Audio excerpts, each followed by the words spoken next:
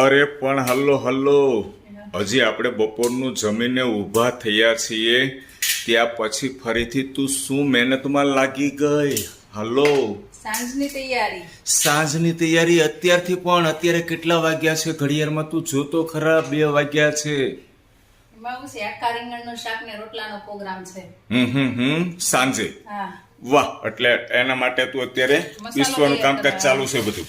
મસાલો રેડી કરી લો ને એટલે સિંગનો ભૂકો, ગાંઠિયાનો ભૂકો અને તલ બધું પીસવાનું કામ ચાલુ છે. વાહ, ખૂબ સરસ. પણ તું બીમાર પડી જાય, સમજો. આરામ કરવો બી જરૂરી છે. થોડી વાર આરામ કરો, બપોર પછી શાંતિથી બનાવજો.